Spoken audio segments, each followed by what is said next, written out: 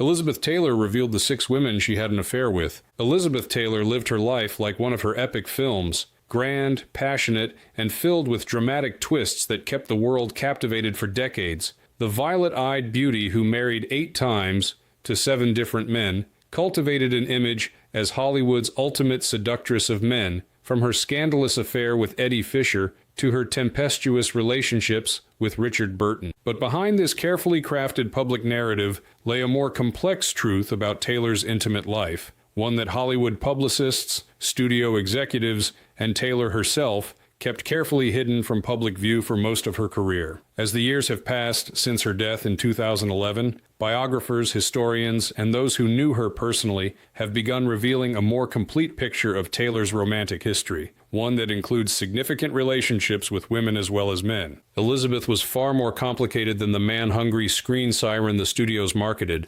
revealed a former MGM publicist who worked closely with Taylor during her peak years. Her appetites for love, for connection, for passion, couldn't be confined to the narrow boundaries of what was considered acceptable for a female star in that era. This more nuanced understanding of Taylor's sexuality has emerged through decades of research, confidential interviews with those in her inner circle, and the gradual relaxation of the ironclad secrecy that once governed Hollywood's treatment of its stars' private lives. What has become increasingly clear is that Taylor's romantic history included significant relationships with women, connections that ranged from brief, passionate encounters to deeper emotional attachments. Elizabeth didn't see love in terms of categories or labels, explained a close friend who knew Taylor for over 4 decades. She fell in love with people who intrigued her, who matched her intensity, who weren't afraid of her power. Sometimes those people were men, sometimes they weren't. Today, we explore the most significant of these relationships.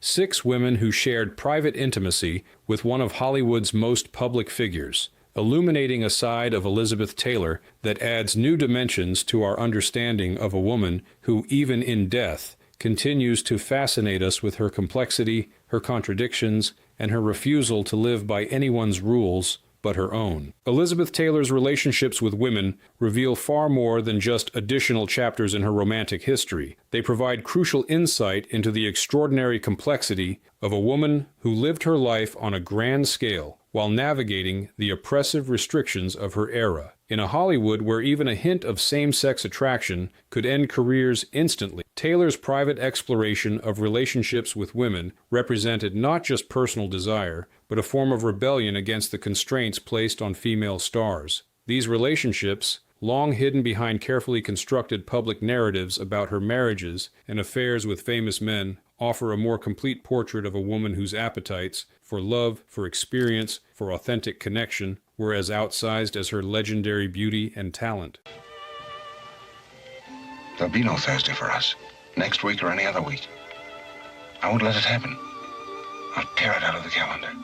The enigmatic connection, Greta Garbo. Of all Elizabeth Taylor's alleged relationships with women, perhaps none has intrigued Hollywood historians more than her rumored affair with the notoriously private Greta Garbo. These 2 icons of different Hollywood eras, Garbo the mysterious Swedish siren of the 1930s, Taylor the violet-eyed beauty of the 1950s, seem at first glance unlikely companions. Yet according to multiple biographers and industry insiders, their paths crossed in the early 1950s, leading to a brief but intense connection. She wanted mystery. Elizabeth wanted danger. They gave each other both, explained film historian Margaret Collins, who has spent decades researching Hollywood's hidden LGBTQ history. Garbo was the ultimate enigma, someone who had walked away from fame at its peak. For a young Elizabeth Taylor, still very much under the thumb of the studio system, Garbo represented a kind of freedom she hadn't yet experienced herself. By the time they allegedly met in 1953, Garbo was in her late 40s and had been living in self-imposed retirement for over a decade. Taylor, barely in her 20s, was at the height of her MGM stardom, but increasingly frustrated by the studio's control over her image and personal life. According to those familiar with their relationship, the 2 women were introduced at a small private gathering at the home of director George Cukor, known for hosting discreet social events where Hollywood's closeted stars could relax away from public scrutiny. Cukor's Sunday afternoons were legendary in certain circles, noted Collins. For someone like Garbo, who guarded her privacy fiercely, these gatherings were rare occasions where she felt comfortable. For Taylor, they offered glimpses of a more authentic Hollywood than the one MGM presented to the public. What reportedly began as mutual curiosity developed into something deeper. According to multiple sources, Taylor and Garbo were seen alone together at several private retreats in the months following their initial meeting. A former caretaker at an estate in Ojai, California, claimed that the two women spent a week there in the summer of 1953, requesting absolute privacy. Garbo was reclusive, private, and long rumored to prefer women, said Collins. What made the connection with Taylor different was the contrast between them. Garbo's Nordic reserve versus Elizabeth's passionate temperament, the fading legend, and the ascendant star. What drew these seemingly opposite women together? According to those who knew them, part of the attraction lay in their shared experience of being objectified by the Hollywood machine, Garbo having escaped it, Taylor still struggling within its constraints. They were both women whose physical beauty had been commodified by studios from a very young age, explained biographer Patricia Morrison. Both understood the strange experience of being treated as visual property rather than complex human beings. The alleged affair was reportedly brief but significant for both women. For Garbo, it represented a rare moment of connection after years of self-imposed isolation. For Taylor, it offered a glimpse of possibilities beyond the conventional relationships the studios had orchestrated for her. Elizabeth would later say that Garbo taught her that privacy wasn't just something you protected, it was something you created, claimed a longtime member of Taylor's household staff, that there could be parts of yourself you never shared with the world. While neither woman ever publicly confirmed the relationship, the persistence of accounts from multiple credible sources suggests that this connection, however brief, represented a significant moment in Taylor's emotional and sexual development. It established a pattern that would continue throughout her life, of seeking authentic connection beyond the boundaries of convention, regardless of gender. Hello, Mr. Harris. The rivals embrace Marilyn Monroe. Throughout the 1950s, the Hollywood press manufactured a rivalry between Elizabeth Taylor and Marilyn Monroe, casting them as opposing archetypes of feminine allure. Monroe was the blonde bombshell, the sex symbol whose overt sensuality masked her intelligence. Taylor was the dark-haired classic beauty, the lady whose refined elegance concealed her smoldering passions. The studios encouraged this perceived competition, understanding that nothing sold tickets like the suggestion of animosity between two of the screen's most desirable women. They were rivals in public. In private, they were wrapped around each other, claimed a former makeup artist who worked with both women during this era. The public saw what the studios wanted them to see, two women competing for the same spotlight. The reality was far more complex and, frankly, far more interesting. According to multiple Hollywood historians and insiders, Taylor and Monroe shared more than just the burden of overwhelming fame and objectification. They allegedly shared a brief but intense, intimate relationship that both women took great pains to keep hidden from the public eye.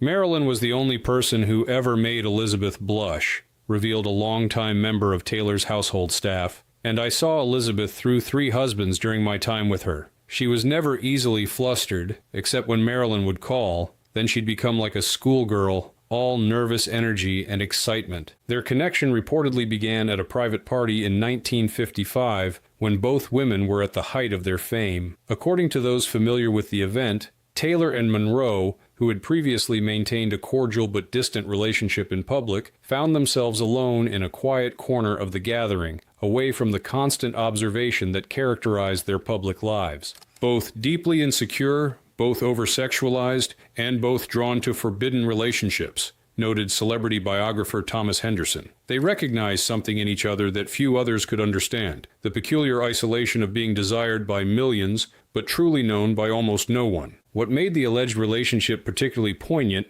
was how it contradicted the studio-manufactured rivalry. While the press pitted them against each other as competitors, Taylor and Monroe supposedly found in each other a rare understanding and acceptance that their public lives rarely allowed. Elizabeth was fascinated by Marilyn's vulnerability, by the contrast between her public image and her private self. explained a former assistant to Monroe, and Marilyn was drawn to Elizabeth's strength, her ability to command respect in an industry that had only ever asked Marilyn to be decorative. Their encounters were reportedly few, but meaningful, arranged with elaborate secrecy given the career-ending potential of such a relationship becoming public in the deeply homophobic 1950s. According to multiple sources, they would meet at private homes belonging to trusted friends, always arriving and departing separately to avoid any suggestion of connection beyond casual professional acquaintance. There was genuine tenderness between them, claimed the former makeup artist. Not just physical attraction,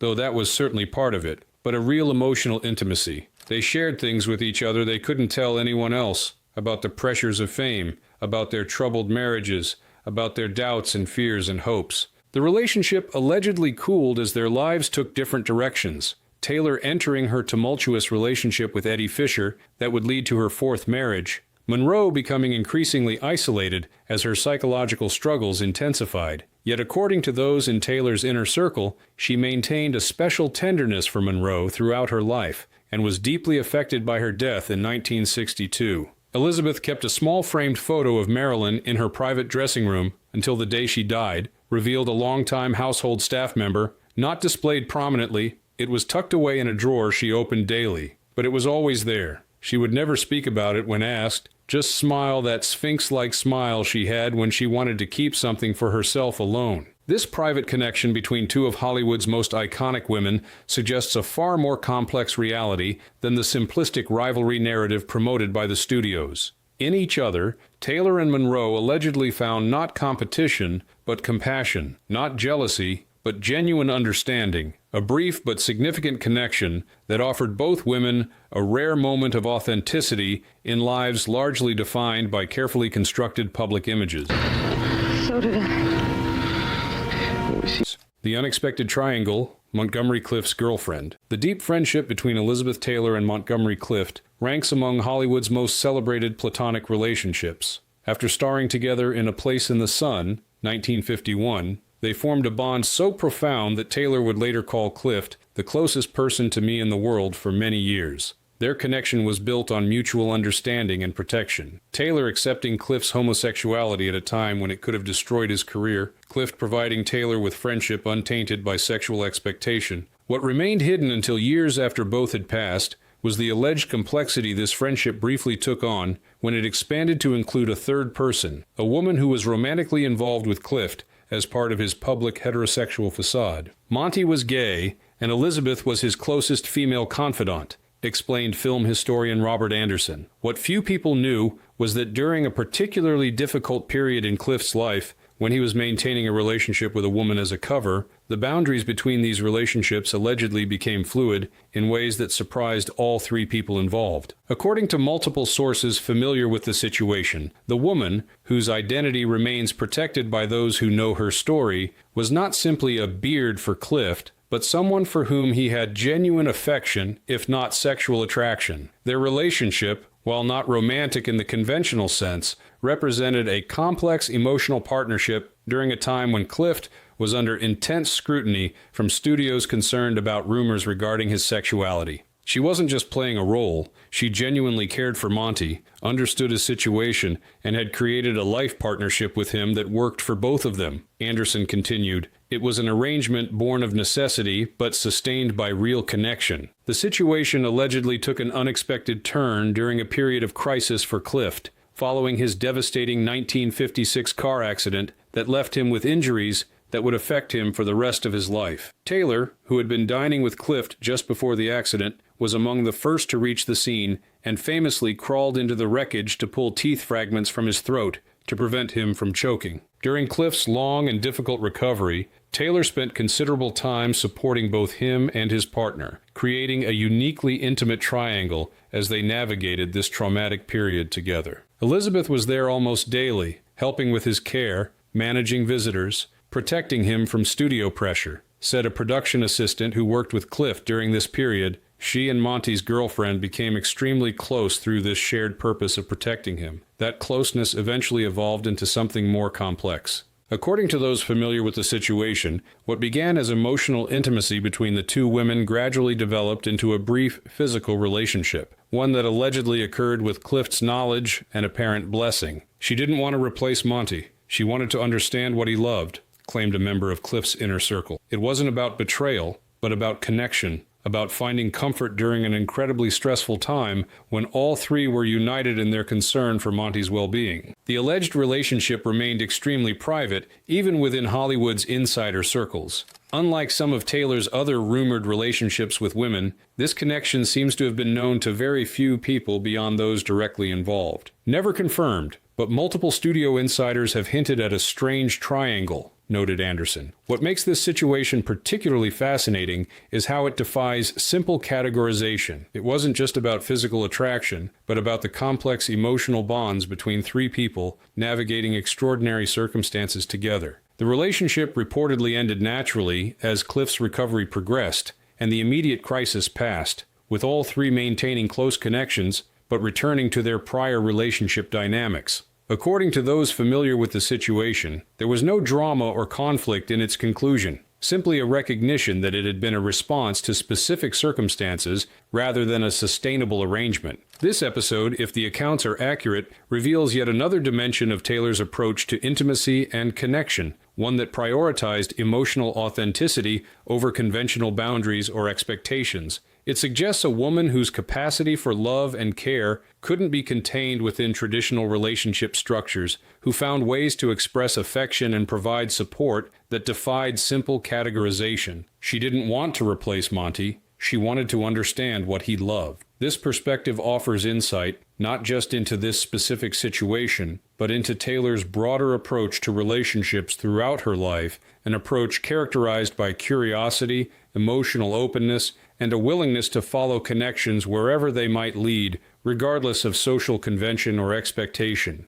What are you doing here so early, dear? I thought the plastic surgery seminar was in Switzerland. The staff betrayal, Eddie Fisher's secretary. Elizabeth Taylor's relationship with Eddie Fisher began in scandal. She was widely condemned for stealing him from her friend Debbie Reynolds, and ended in even greater scandal when she left him for Richard Burton. What remained hidden within this very public marital drama was yet another layer of complexity. Taylor's alleged affair with Fisher's young personal secretary during the latter part of their marriage. During her marriage to Fisher, Elizabeth reportedly had an affair with his much younger personal assistant, revealed a former studio publicist who worked closely with the couple. It was the kind of situation that would have created front-page scandals today, but in that era, there were still some secrets the press either didn't know or wouldn't print. According to multiple sources familiar with the situation, the relationship began sometime in 1960, as Taylor's marriage to Fisher was already showing signs of strain. Fisher's personal secretary, a woman in her early 20s described by those who knew her as intelligent, discreet, and striking rather than conventionally beautiful, had become a constant presence in their household, managing Fisher's increasingly complicated schedule as he attempted to balance his performing career with his role as husband to the world's most famous actress. She fell for the girl who took his calls and stopped taking his, noted a former household staff member. The irony wasn't lost on anyone in their circle, but what could Eddie say? He had pursued Elizabeth while married to Debbie. He wasn't in a position to claim any moral high ground when the pattern repeated with his own secretary. What made the situation particularly complex was the power dynamic involved. As Fisher's employee, the young woman was in a vulnerable position professionally, regardless of who initiated the relationship. Yet, according to those familiar with the situation, it was Taylor who reportedly pursued the connection, drawn to the secretary's quiet competence and the unassuming intelligence that contrasted with Fisher's increasingly erratic behavior. The woman disappeared from public view shortly after Taylor's split with Fisher, said celebrity biographer Thomas Henderson. This wasn't unusual in that era. When scandalous situations arose, studios were extraordinarily efficient at making potential problems vanish, usually with financial settlements tied to ironclad confidentiality agreements. What distinguished this alleged relationship from simple opportunism was its reported emotional intensity. According to those in Taylor's orbit during this period, she developed genuine feelings for the young woman, feelings that complicated her already troubled marriage to Fisher and may have contributed to its accelerated collapse. Tabloid whispers say the affair was intense and emotionally volatile, Henderson continued. By most accounts, it wasn't just physical attraction, but a deeper connection. The secretary apparently offered Elizabeth something she wasn't getting in her marriage: attentiveness, emotional stability, intellectual engagement. Fisher was increasingly consumed by his own insecurities about living in Elizabeth's shadow, while this young woman seemed comfortable in herself despite her relatively modest position. The relationship reportedly continued even as Taylor began work on Cleopatra, where she would soon meet Richard Burton and begin the affair that would finally end her marriage to Fisher. For a brief period, according to those familiar with the situation, Taylor was allegedly involved with both Fisher's secretary and Burton simultaneously, a complicated emotional tangle that reflected her often chaotic personal life during this period. Elizabeth lived her romantic life at a level of complexity most people couldn't imagine, let alone manage, observed a longtime friend of Taylor's. She didn't see relationships in either-or terms. She followed her heart where it led, often in multiple directions simultaneously. When Taylor's relationship with Burton became public, creating the scandal of the decade, the secretary reportedly found herself summarily dismissed from Fisher's employment, no longer needed as his marriage collapsed, and perhaps too risky to keep around given what she had witnessed. According to those familiar with the situation, she received a generous financial settlement in exchange for her silence, and effectively disappeared from the Hollywood scene. She was paid well to vanish and never tell her story, claimed the former publicist. In those days, studios could make people disappear from public view with remarkable efficiency: new name, new city, new life, all arranged and financed, provided you kept your mouth shut about what you'd seen or experienced. This pattern of relationships with staff members would reportedly continue throughout Taylor's life, creating complex situations where professional boundaries blurred with personal intimacy. While potentially problematic from a modern perspective regarding power dynamics, these connections revealed Taylor's tendency to form attachments based on personal chemistry and emotional resonance rather than social status or convention. She fell for the girl who took his calls and stopped taking his. This observation captures the essence of Taylor's approach to relationships throughout her life, following her heart wherever it led, regardless of external expectations or conventional boundaries, creating a romantic history far more complex and nuanced than the public narrative of serial marriages to famous men would suggest. Now you look here, Leslie. You are my wife. Miss Jordan Benedict. The trusted companion, Rock Hudson's best friend. Elizabeth Taylor's friendship with Rock Hudson represented one of Hollywood's most poignant platonic relationships, two extraordinarily beautiful people who shared a profound understanding of the burdens of fame and the necessity of maintaining public facades. Hudson, a closeted gay man forced to project a heterosexual image throughout his career, found in Taylor a trusted ally who accepted him completely. Taylor, perpetually objectified and misunderstood, found in Hudson a friend who valued her for far more than her legendary beauty. What remained largely hidden from public view, however, was Taylor's alleged relationship with a woman who formed the third point in this friendship triangle, a talented costume designer who was among Hudson's closest confidants. Taylor and Rock were famously close, but it's the woman who was always with them that drew whispers, explained film historian Margaret Collins. She was officially known as a costume designer who worked on several of Rock's films,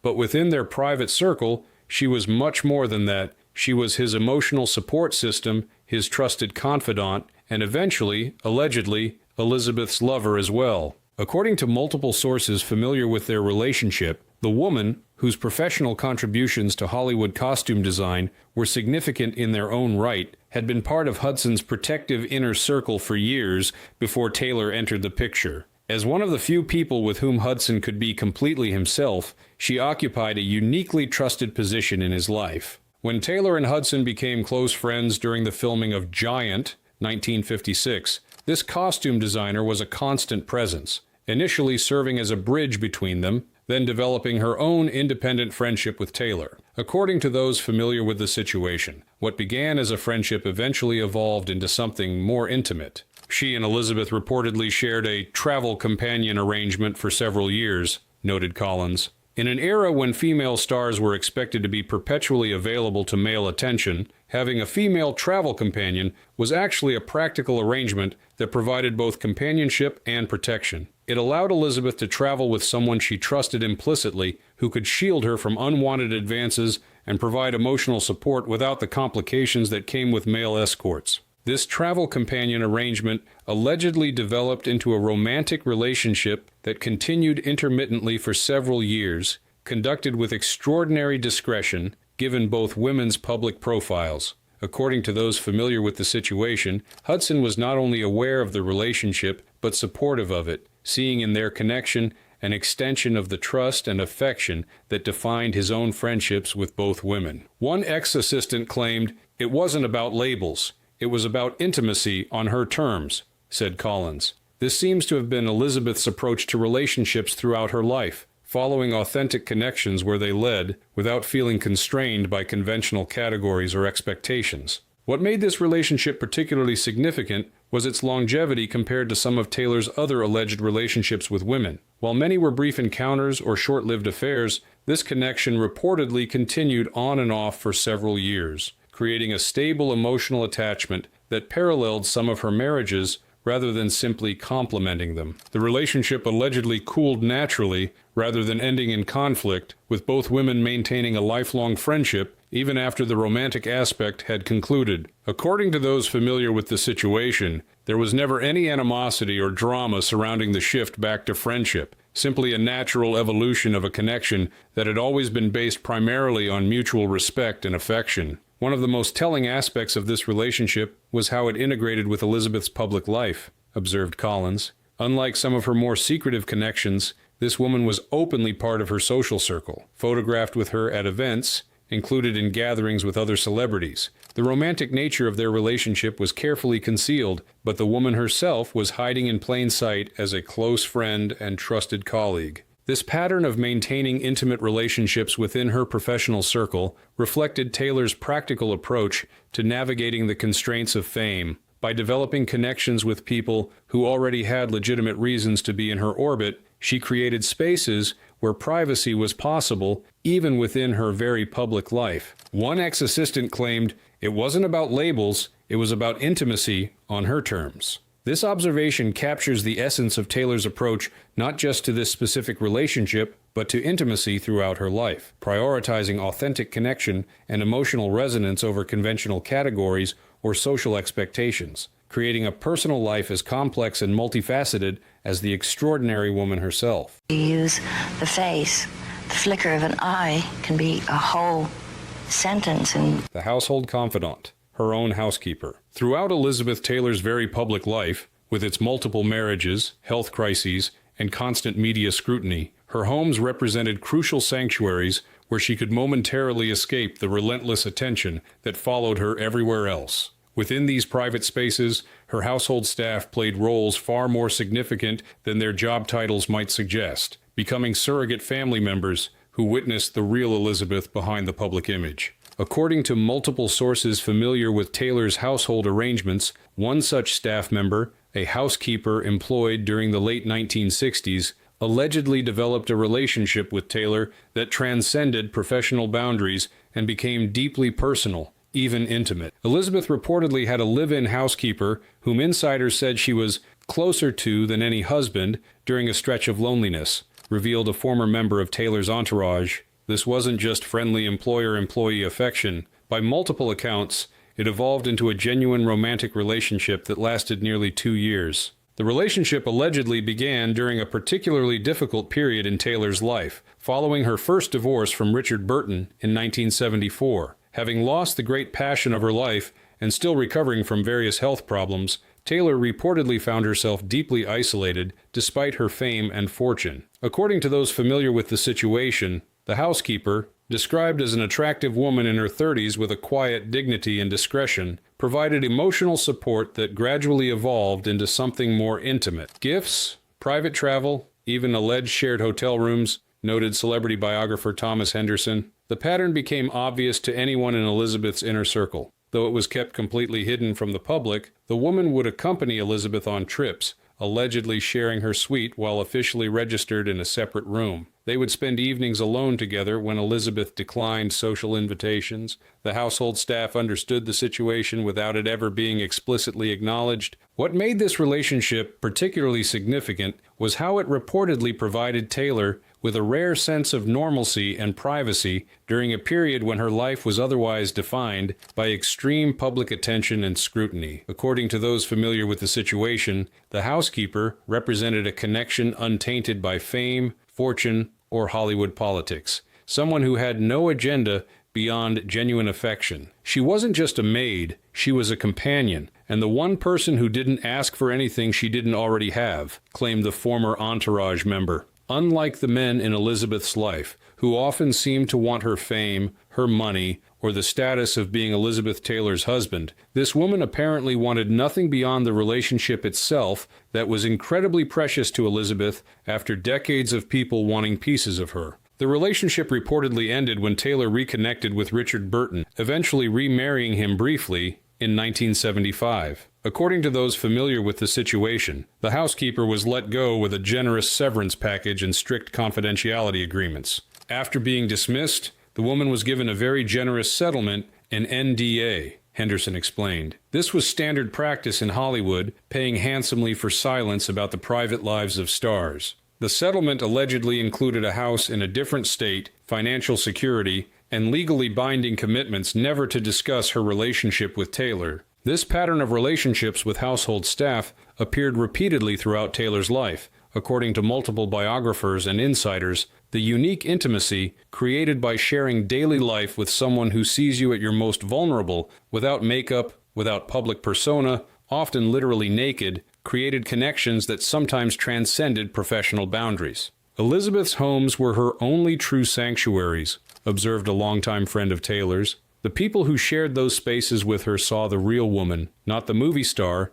not the tabloid figure, but Elizabeth herself, with all her contradictions and complexities. Sometimes those relationships deepened into something more intimate, which isn't surprising given how rarely she experienced genuine privacy with anyone else. What distinguishes these alleged relationships from exploitative situations was their reportedly consensual and mutually beneficial nature. According to those familiar with them, Taylor didn't leverage her power to pressure employees into intimacy, but rather developed connections that evolved naturally, with both parties choosing to cross professional boundaries. She wasn't just a maid, she was a companion, and the one person who didn't ask for anything she didn't already have. This observation captures a key element of Taylor's approach to relationships throughout her life, seeking authentic connection beyond the transactional interactions that often characterized her experiences as a celebrity, finding intimacy with people who wanted her for herself rather than for what she represented or could provide.